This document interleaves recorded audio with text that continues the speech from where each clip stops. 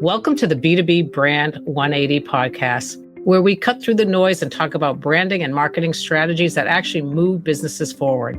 I'm Linda Fanaras, CEO of Millennium Agency, and your host today. Today, I'm joined by David Ebner, president of Content Workshop. David is a storyteller at scale, and he started as a creative writer, shifted into strategy, and now leads a story-first content marketing agency, serving B2B tech brands in cybersecurity, SaaS, and manufacturing. His team has produced over 30,000 content assets across America, and he's also the author of Kingmakers, a content marketing story and a leading voice on brand voice, narrative strategy, and the evolving role of AI in storytelling. Today, before you leave, you will learn how to build a story brand in 4 simple steps. We're going to keep today pretty direct and simple. How you need to know your audience. You have to pinpoint those pain points. You have to deliver solutions and show how you make their life better.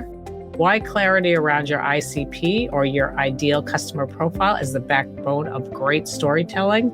And how to keep your message simple, human, and effective. And then lastly, how real client stories can transform both perception and conversion.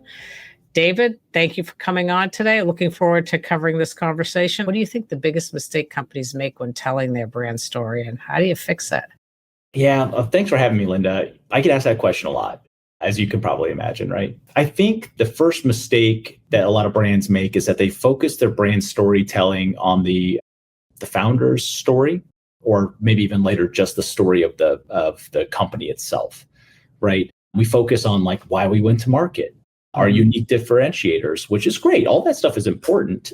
However, when people consume content specifically, or any piece of marketing, what they're looking for is how they can see themselves in that piece of content. So when you think about your brand story, the best place to start, opposed to starting with the founder story or actually about the company, focus with the audience first, right? Right. Your brand story is really about how you help people and how their lives are better, as we just mentioned at the top. That's really it. It's not really much more complicated than that, but it's hard for us to step out of our own selves for a second and focus on the other group. Yeah, that's a great point, because I think a lot of companies that are putting together content, they really want to boast who they are, what they do, why they're different. But from a prospect coming into something like that, they really want to know is like, how are you going to fix our problem? Like, how can you really address that? And we find that a lot too, especially when it comes to telling that brand story. And it's really taking a step back, it seems to me. And maybe I always say, you got to change hats, right, David? You have to be that person. You can't be you right now. You have to look at it from their perspective. Mm-hmm. So that's great. Good. So how do you get leaders to actually shift focus from themselves to their audience, which is maybe a little challenging from time to time if they're used to doing that? There's a reason why these founders and the leaders of these companies got into the business to begin with. And for the most part, they get as much joy out of the idea of helping people and making people's lives better as they do with their paycheck. I know we're very focused on in this economy about money and how much we accumulate, but there's nothing better than seeing somebody smile or somebody say, thank you for helping me. Like, there's no amount of money that equals that. So I think by allowing there to be more of those experiences for the clients and focusing on that more heavily, it's a lot easier for executives to take a little bit of a step back. Also, from a natural evolution of a business, no one person can ever be a linchpin in a company, right? That is recipe for failure, right? You're eventually going to go on vacation, right? Like, or something like that. So you need to be able to take yourself out of the equation. That's a hard thing for founders to do. And executives to do, but the company will be more efficient, it will make more money and be more prosperous, and you'll help people if you kind of just take a step back for a second. Right, and look at it from that other person's perspective. I'm assuming there's some education involved when you have to get those leaders to make that shift. Most of the brands that we work with today are quite large. Back, 5-10 years ago, we were working with a lot of small companies, and that was much more difficult with the smaller entities. Today, if your company's publicly traded, you don't have those issues for the most part. It's just all about stock price, right? Right. It can be challenging, and it takes some education. It takes just you got to sit people down and have a brief conversation. But once you get to the point that like you can just help more people and be more successful, if it's not just about you, they usually turn the page. Oh, that's great. So there's a lot of complex industries out there, SaaS, all kinds of different software products like cybersecurity, even energy can get a little tricky from time to time. So how do you take these like super complex industries with a lot of depth to them and start to create like stories that people really do understand? How do you simplify that? Yeah, I mean, Linda, this is the problem of the era for sure, right? Is that. However, the one thing that makes it a lot easier is that we're still, no matter what, no matter how educated or informed or how busy somebody's life is, we're all still just people. So when you're marketing, you might be marketing to a specific company, but there's another person on the other side of that screen, right? That person still buys things. Buying is still an emotional experience for those people. They do justify with logic if they're buying something on behalf of a business, not just all emotion. But it's easy to tap into that with just about any human, if you just take things and break them down to something that's a little more simple. And the way we do that is just, you have to be informed and understand the information. You have to be almost an expert in the information so that you can break it down and explain it in a more simple fashion. And I think there's a little bit of a misconception that to demonstrate your expertise or your intelligence, you have to say more. When typically, I've been in the room with some very educated, smart people, and usually the smartest people say the least in the room, right? Demonstrating your expertise and your knowledge can be more about being concise and being direct than it can be about, the actual like verboseness of what you say. And that works in any industry. And in cybersecurity specifically, people, they want to know that you know what you're talking about. Immediately, if they realize you don't know what you're talking about, you break authenticity. You're not going to get those people back in that industry. However, they're still just people, and they want things explained simply and quickly. And that's usually just the transition we have to make with the content. Is there a particular campaign where the brand story actually moved the needle, like took something maybe a little complex or muddled, and you made it clear and concise, and you got it out into the market and it really moved the needle for the client? Everything we're talking about is very hard to measure. Let me just start there, right? We're talking about like sentiment, public sentiment with our brand trust building with individuals. They don't exactly like tell us that we've done that. Either they buy or they don't. And that's an end indicator, but we don't know how we're doing along the way, right? We've worked with many, cybersecurity is a great example, many cybersecurity companies on this process significantly. I don't believe I can actually say the name of the brand, but I'll say this. one of the very large companies in the space, we help them with a report that they build. All these brands do giant reports every year, every single one of them, right?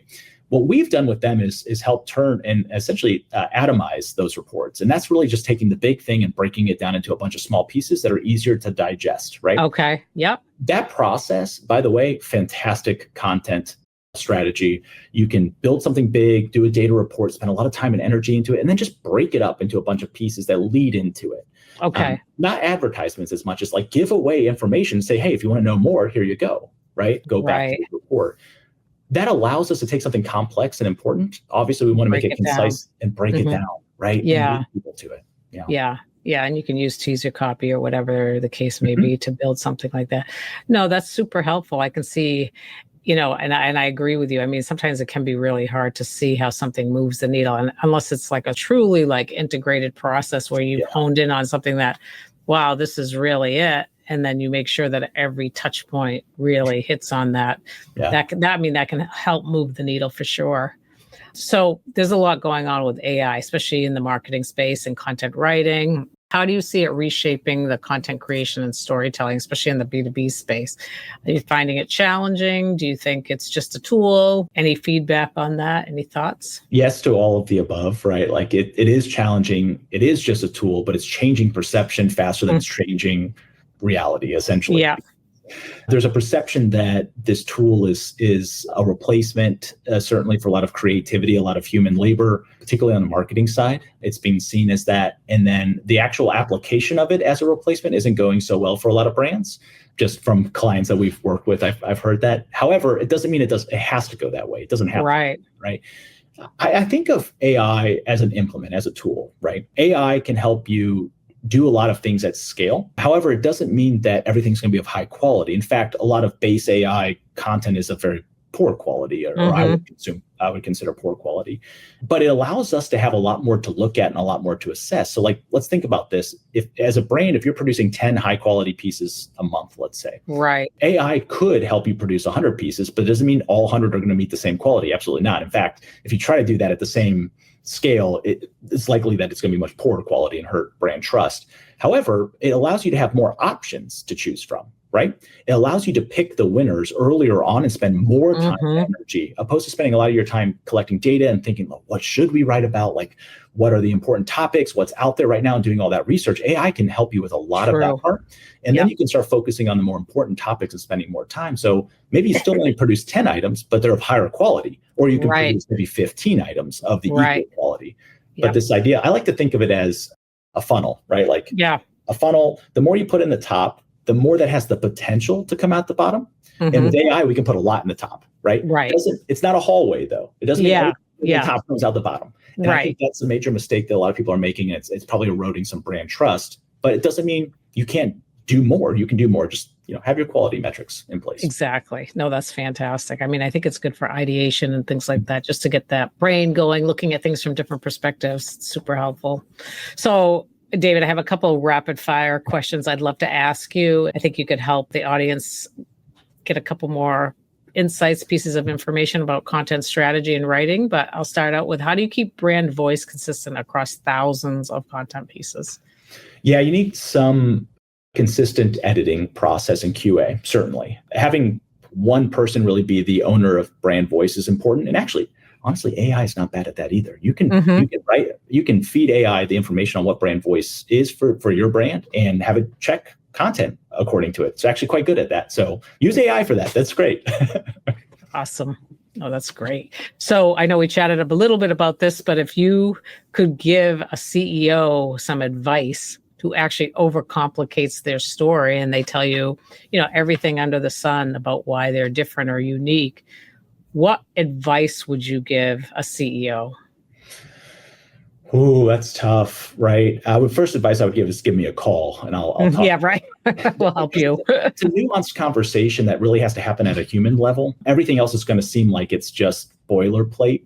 But the second you can make a human connection with somebody and show them how they can actually help more people, it's usually a much easier conversation. So I would take a step back and see and ask yourself truly who you are trying to help and who you help the best. And ask yourself if you're getting in the way of more people being able to be helped, because I don't want to say ego. Ego is a terrible term, but like how things have just always been done for the brand. Right. No, that's great.